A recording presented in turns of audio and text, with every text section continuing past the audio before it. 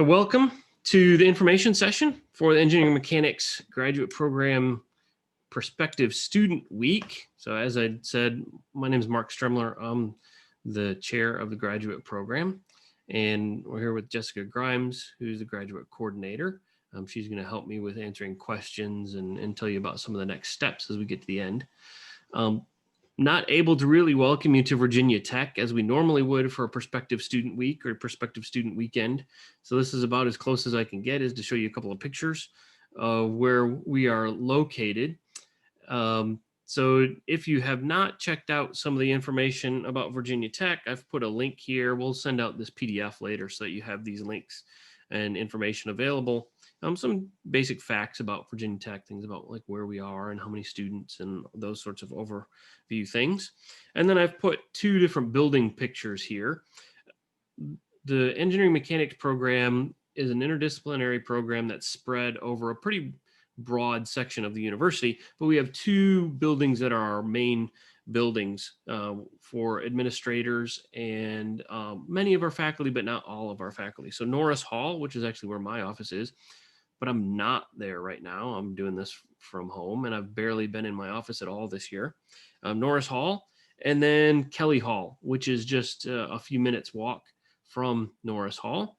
And this is where the department head for the Department of Biomedical Engineering and Mechanics, who I report directly to, that's where her office is. And then we have a number of labs and faculty that are here. Okay, so hopefully at some point in the future, you will have a chance to see what a great campus we have in the middle of the Blue Ridge Mountains. For now, we'll just have to handle this virtually.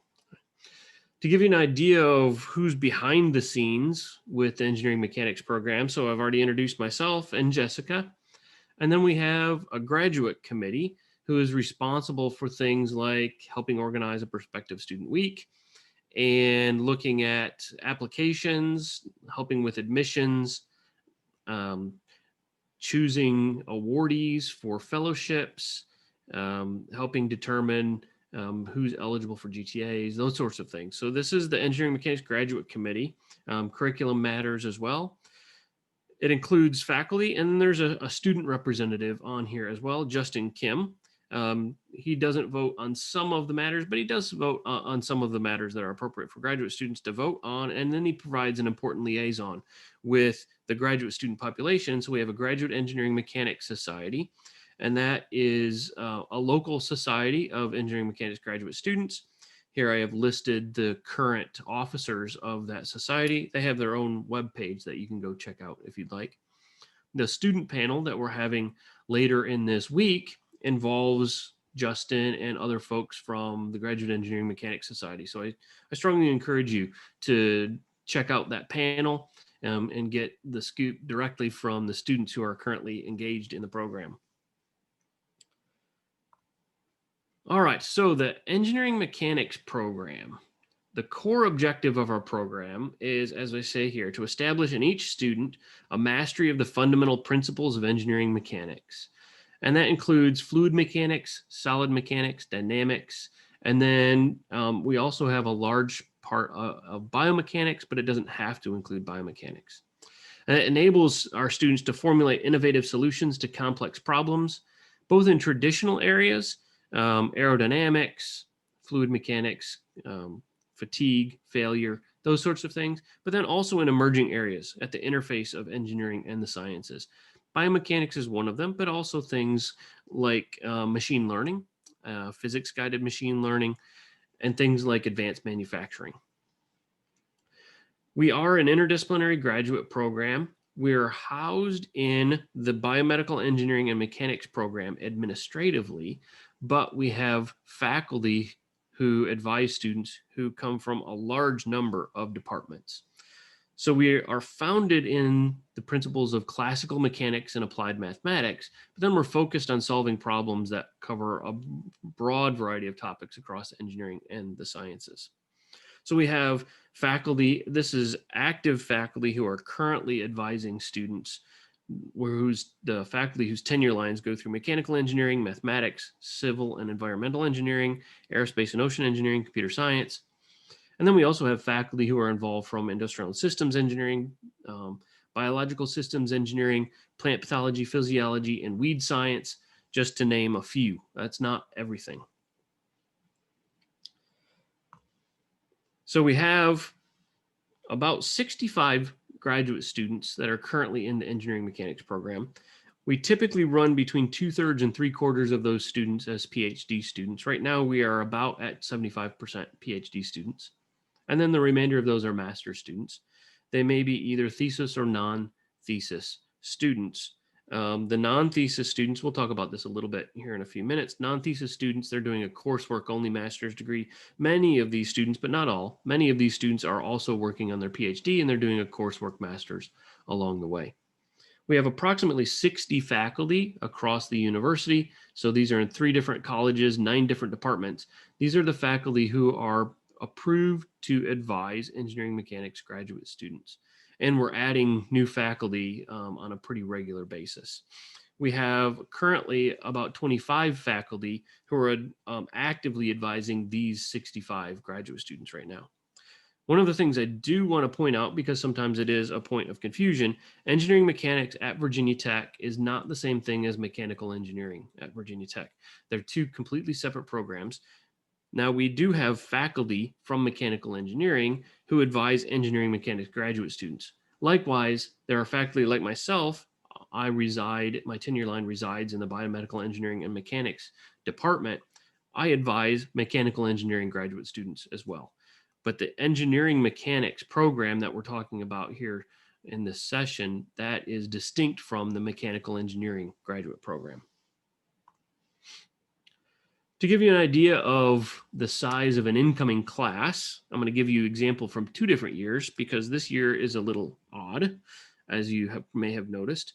So for this academic year, we had 12 incoming graduate students in the fall, 50% PhD, 50% master's students.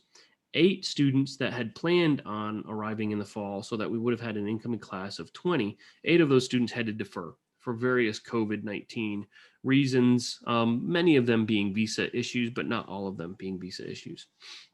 The previous year, we had 23 incoming graduate students, which was, again, about 50% PhD, 50% master's. And one of the things that happens over time is that students that come in the master's program, several of them end up then transitioning into the PhD program, which is part of what lends to us having 75% of our students be PhD students if we look at the whole of our population. We have to go back to August of 2019 to be able to show a group photo. We're optimistically looking forward to being able to have another group photo here in the near future that hopefully includes you.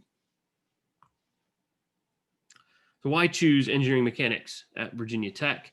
To take some ideas from students that have been in the program or are currently in the program.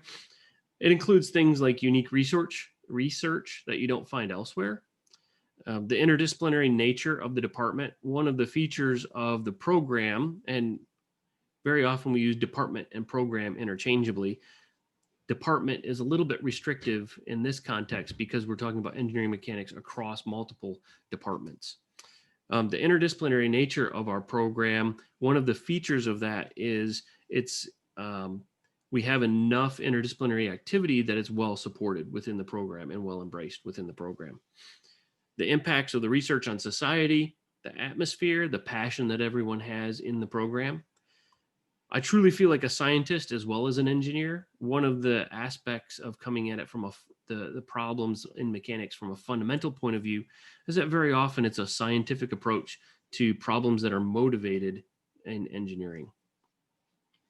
There's a helpful environment of sharing equipment between labs. Professors and staff are friendly. So we have some interpersonal strengths and then some technological and academic strengths that make it a good place to earn your PhD or master's degree. We have a broad variety of research topics. Our core areas are in dynamics and control, fluid mechanics, solid mechanics, and then a strong presence in biomechanics as well. Current research activities, I list here a handful of options. The best option for you is to identify what your interests are, and then to find those faculty that fit those interests and have conversations with them about what opportunities they have in their research labs. Our students, who are they? Well, here are just a few examples of students who have, over the past 2 years, been recipients of NSF graduate fellowships. And these are students who came into the program and then wrote the NSF application while students in the program, and then subsequently were awarded these fellowships. So Aiden Bradley, his advisor is Nicole Abade in mathematics. He's working on multi-agent robotic teams. Dr. Abade does a lot of work with dynamics of clusters and grouping interacting objects. Michael Goforth, who's advised by Dr. Doman, looking at continuum level magnetoelasticity, doing a lot of continuum modeling and applying that to some exotic materials, particularly involving some really interesting reactions to fields, magnetic and electric fields. And then Ahmad Masroor, who is working with me in biomedical engineering and mechanics, and he is studying bluff body wakes with applications to fluid structure interaction and energy harvesting. The idea is they and you will be able to earn a Virginia Tech degree. So this is what it would look like with your name there. So we have PhD degrees, we have master's degrees. What do you do with that degree? What are some examples of what our graduates have done with their degrees? The program dates back, it's changed its name over the years a few times, but the roots of this program can be traced back over 100 years. So while we're a moderate sized program, say roughly about 20 students per year, depending on demand and interest, we have a lot of alumni, and they cover from government labs to industry to academia, nonprofits, founders of their own companies, etc. Okay, so that's going back kind of throughout the history, but what does it look like recently, which may be of more interest to you immediately? So if we just go back over the past 3 years, we've had 17 master's students graduate and 31 PhD students graduate. And we've had 13% of those students go on and to continue on as students. Say master's students who got their master's, who got their undergraduate and master's degree at Virginia Tech go on elsewhere to get their PhD. 6% have gone into government lab. 27% of those students have gone into industry. 11% have gone on into academia and are currently an instructor or a faculty member, just having graduated within the past 3 years. 33% are postdocs or research associates currently. 10% haven't let us know what they're doing. Here are just an example of the, not everywhere, but an example of the places that people have gone over the past 3 years. So you'll notice that we do have a strong presence in academia after getting your degree, but we also have a number of our students who go on into industry. So the degree tends to be a bit more on the theoretical side, but the foundation that's laid with that theory makes it possible to go off and do a broad variety of things. Now, what are the details of what it takes in order to get that degree? Well, I'm going to go through a few of these details, but all of this is contained within the Engineering Mechanics Graduate Manual. You can get to that online by following this link. This is not a direct link to this PDF because over time the name of that PDF may change. So this is a link to the Engineering Mechanics landing page for the Engineering Mechanics Graduate Program. If you scroll down that page, there is a link to this PDF document.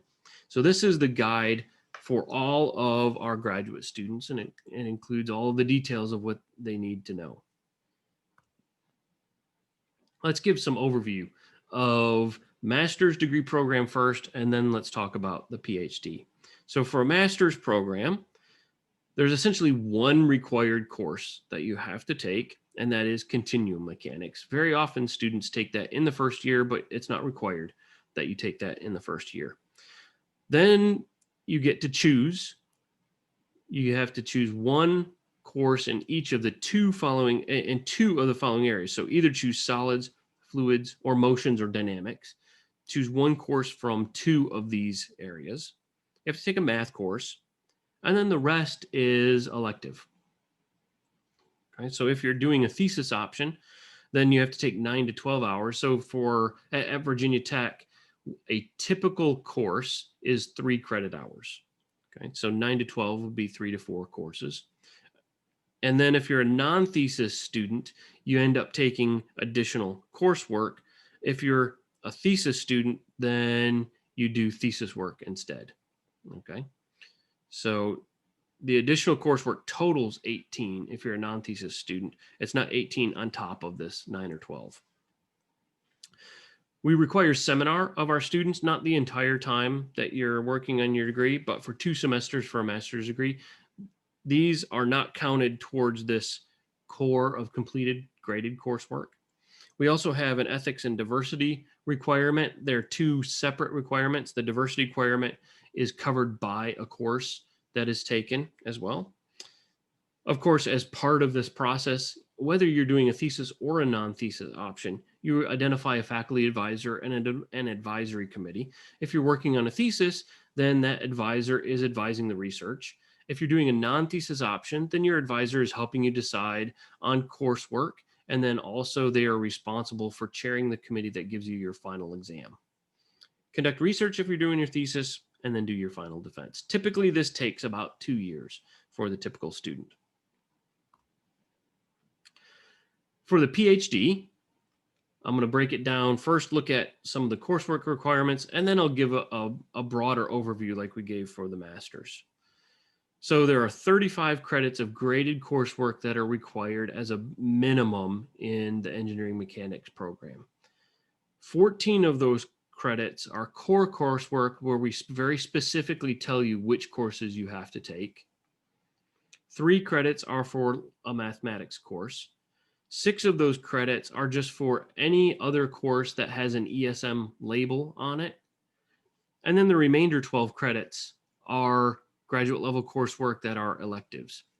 This is a minimum number. You can always take more than this. You need to take at least 4 credits of seminar and at least 30 credits of research hours.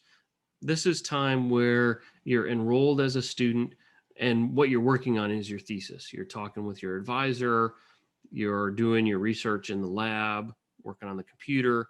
It doesn't involve any classroom time, okay? All of this, the total number that you need to take for the graduate school is 90 hours. So there's some flexibility as to whether you add more coursework or add more research to these totals. Some comments about transfer credits.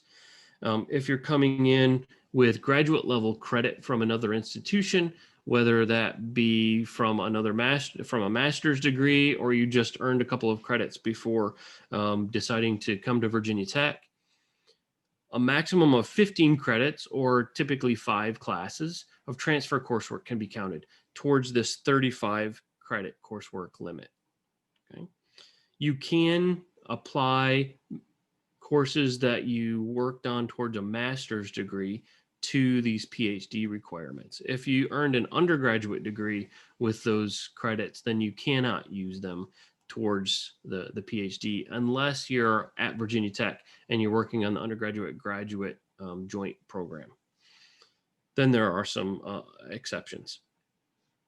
For the 14 hours of core coursework, we allow a maximum of 6 credits of transfers.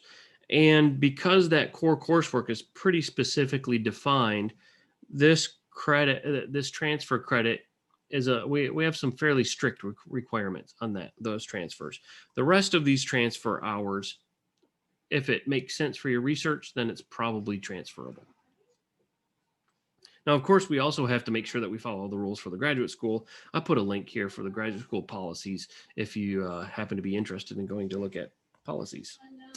All right, some important milestones in the PhD program as laid out as for the master's program. So over the first 1 to 2 years, we have this as our guideline. So the core courses, these 14 hours that I described, It includes a course in dynamics and a course in continuum mechanics.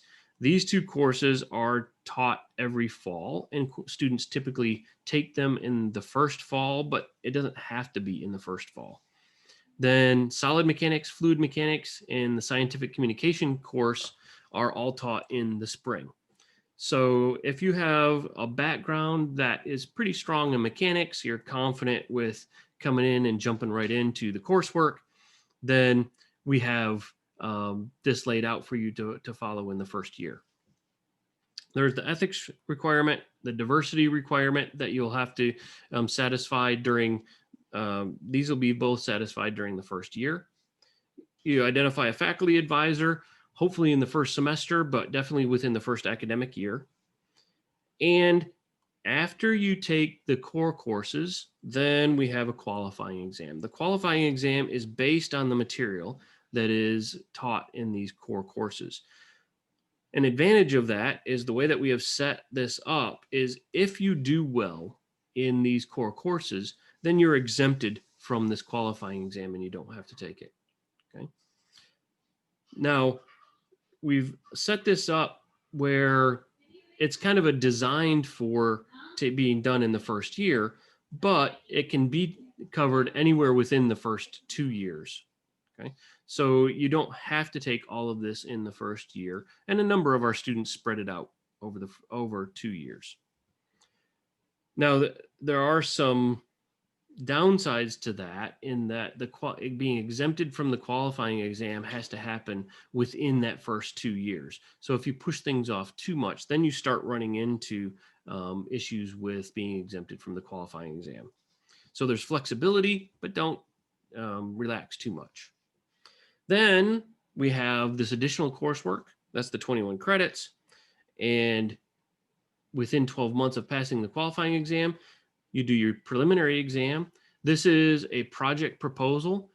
It's intended to be based on preliminary work that you've done. Obviously, you've been doing research along the way here in order to be able to identify what your research project is. But this is a proposal. It's not intended to be finished work.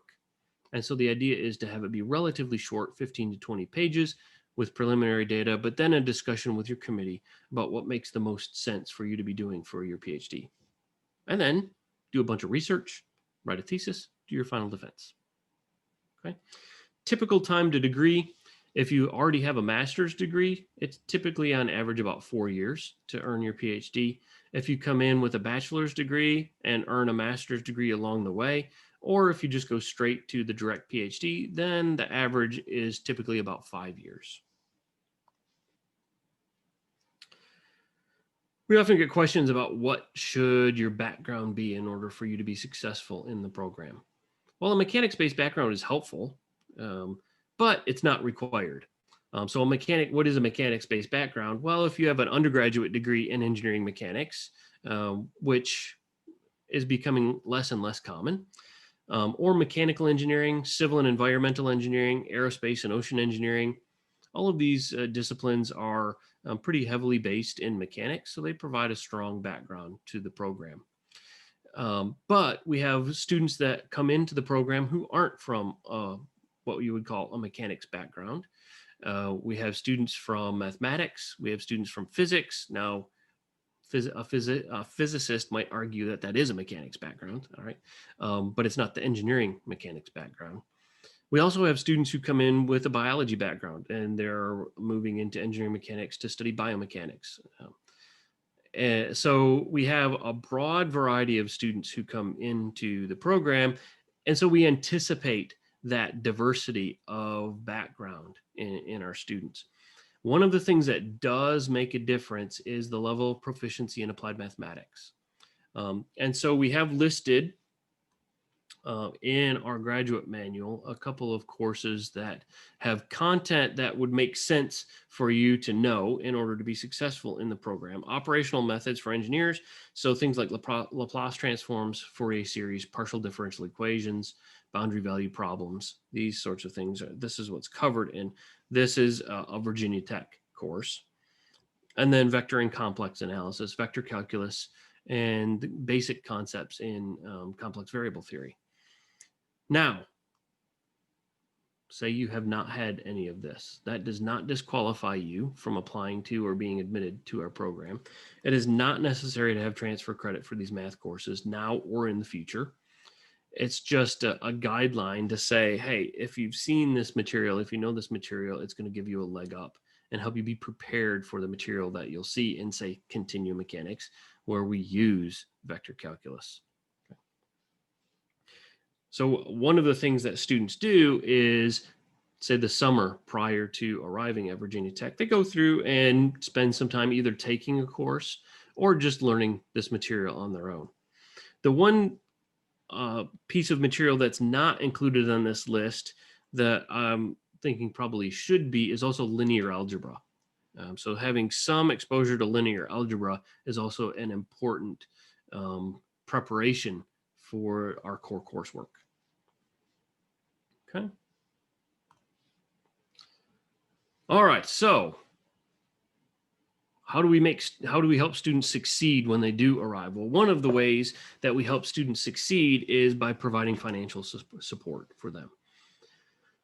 We have when you apply, there are a couple of different options that you can choose, some of which are not degree seeking. Funding and assistantships are only available for degree seeking students. So if you're interested in a master's or a PhD, then you should be checking the degree seeking box. And then also, unfortunately, resources are not infinite. And so we have to prioritize, and priority is given to PhD students or students who are seeking a PhD. We are able to provide some support to master's students, but typically it is not full support, and we're not able to support every master's student. Typical assistantship, this is for a 100% or 20-hour per week assistantship. This is about $2,200 a month as a stipend. That's a paycheck. It comes not once a month, but it's split up, and the pay is every 2 weeks. And then there's also coverage of tuition and some fees. There is a fee that the state of Virginia does not allow us to pay, and it has to do with things like using the gym. But tuition and many of the fees are covered in proportion to the coverage of the stipend. So if you're on a 100% appointment, then 100% of tuition is covered. We also have 50% appointments, 25% appointments, and the tuition and fees are covered in that proportion. If you're on at least a 25% appointment, then you're eligible for the health insurance benefit, where the university pays 90% of the health insurance premium. You are required to have health insurance, either to join the Virginia Tech health insurance plan or provide proof that you have your own health insurance that you're paying for. There are a couple of different options for assistantships. We have graduate research assistantships. These are for you to help with a funded research project. It's advised by a faculty member who has that research grant, and they're the ones making the decisions about who are they supporting on that program, and what level of support do you get, what part of the project are you working on. So connecting with that faculty member is a really important part of this process. If a faculty member has a graduate research assistantship to offer, I have very little to do with the decision about whether you're going to work with that person or not. Graduate teaching assistantships are assistantships that are offered to students to support teaching activities.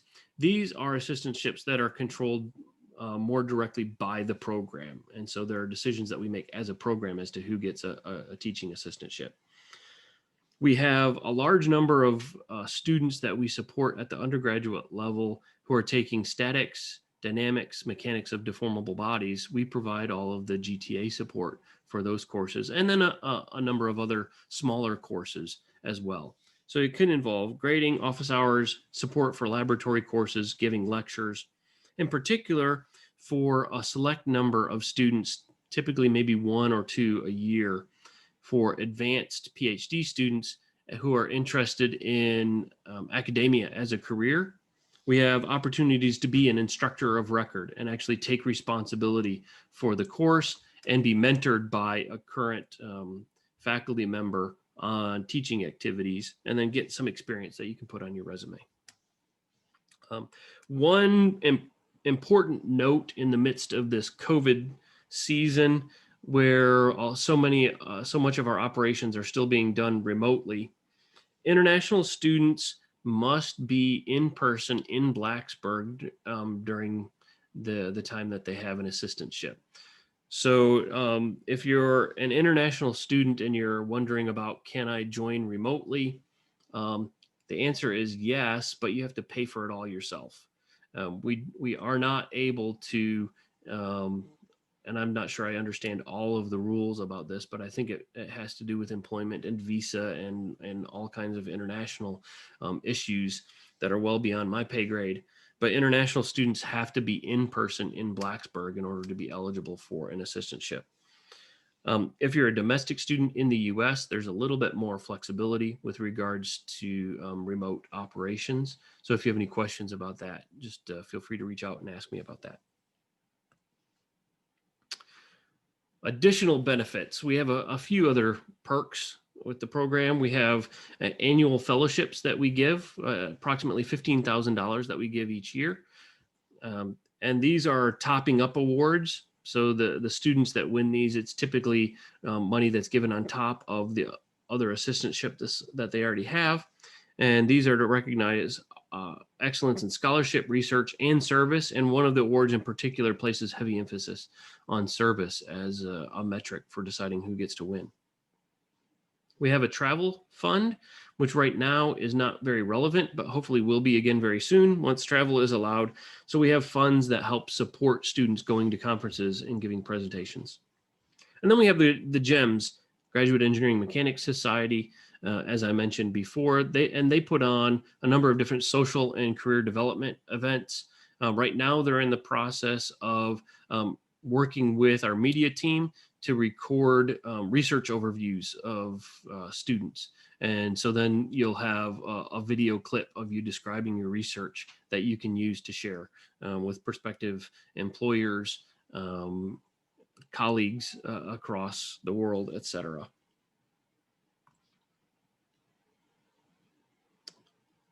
All right, one little bit of a sideways note here.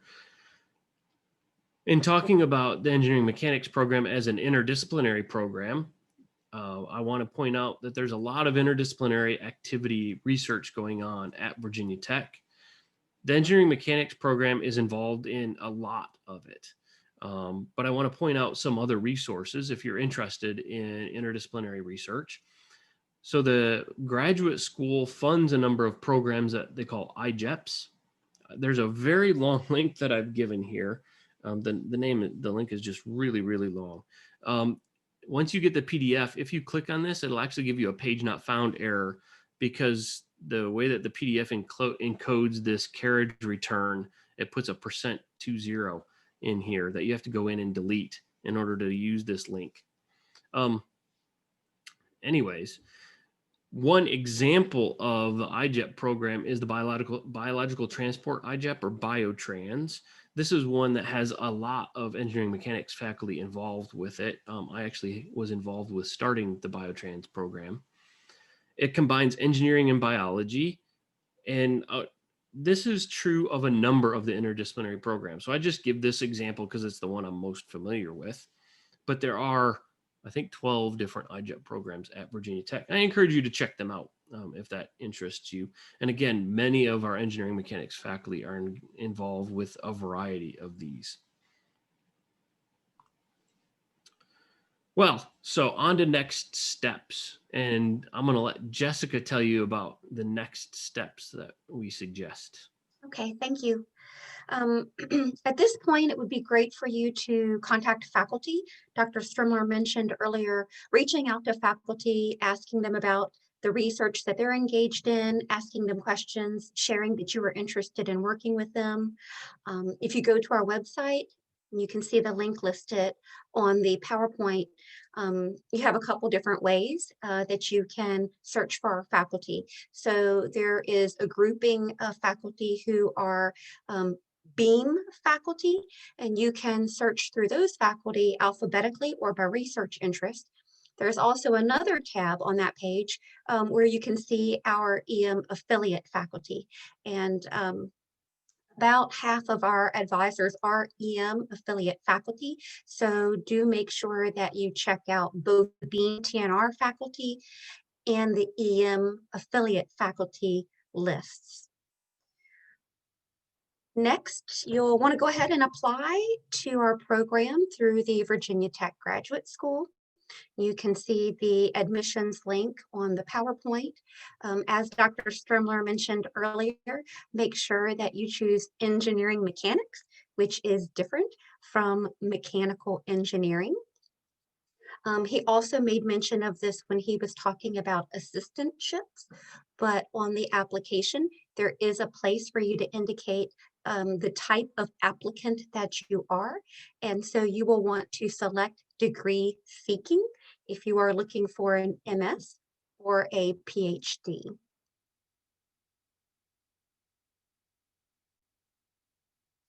In terms of the timeline, the application deadline is January the 15th. The general acceptance deadline will be April the 15th. Dr. Strimler can chime in if he wants to add anything. I believe we would like to have most of the decisions made by early March, but it is possible that there would be decisions that would come later than March. The GRE is waived. We are not using the GRE for fall 2021 admission. So when you're putting together your application materials, that is not something that you will need to provide. If you are an international student, the TOEFL is still required. So please make sure that you have your TOEFL scores available so you can upload those to your application. The only exception for submitting a TOEFL score is if you already have a degree from an institution that used English as its primary mode of instruction. If that is the case, when you upload your transcripts, your academic transcripts, the graduate school will see that and they will enter a waiver for your TOEFL. Otherwise, you should plan to submit those TOEFL scores. And we do have application fee waivers available. If you contact me, I am happy to provide that code for you, and that will waive the $75 application fee. At this point, unless Dr. Strimler has some other things that he would like to add, we can open it up to see if you have any questions. Did you have anything else to add? You covered it well. So I think we'll go ahead and open it up for questions. We'll go ahead and stop the recording so that you should feel free to ask questions.